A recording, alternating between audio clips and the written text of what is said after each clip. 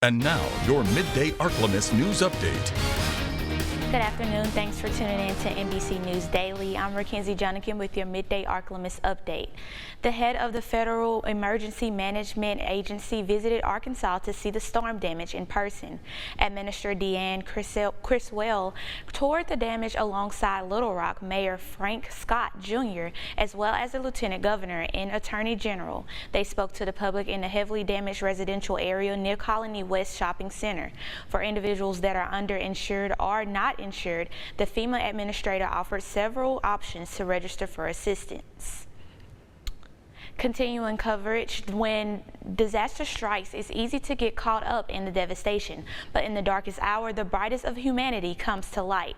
On Friday, a man whose store was destroyed in the EF3 tornado in Little Rock raced to save the life of another man during the height of the storm. NBC 10's Katrin Asif shares his story. We're doing packet pickup. Everybody was muffling around the store and getting things done. The morning of March 31st, Bill Torrey's sole focus was the Capital City Classic, which was going to be April 1st in downtown Little Rock. We had 700 people registered. One of the hundreds of races he's overseen as the owner of Rock City Running. This is what his store off Rodney Parham used to look like, a pillar of the Central Arkansas running community for decades.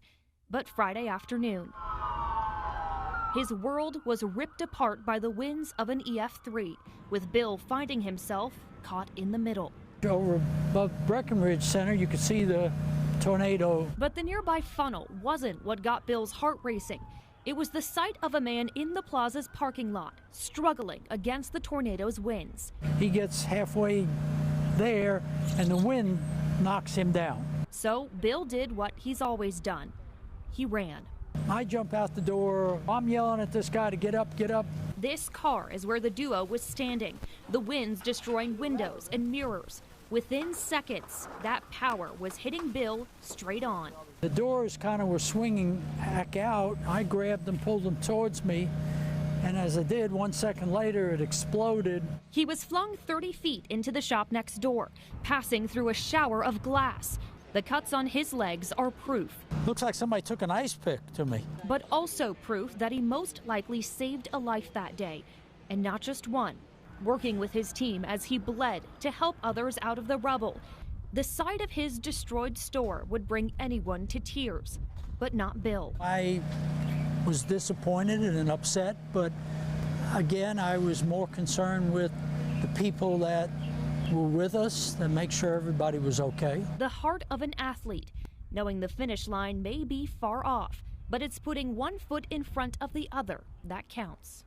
Do what you have to do to help people. That was Katrin Asif reporting. This Saturday, there will be a run to rebuild the Rock City running store. It will take place on the route that would have been the Capital City Classic 10K. And now, Storm Tracker Doppler weather with meteorologist Trey Tonneson.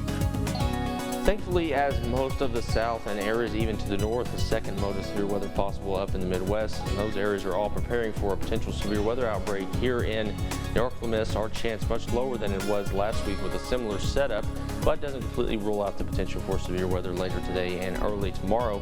Reason for the showers and storms pushing more so into tomorrow would be a slowing of the frontal system that's working in from the west.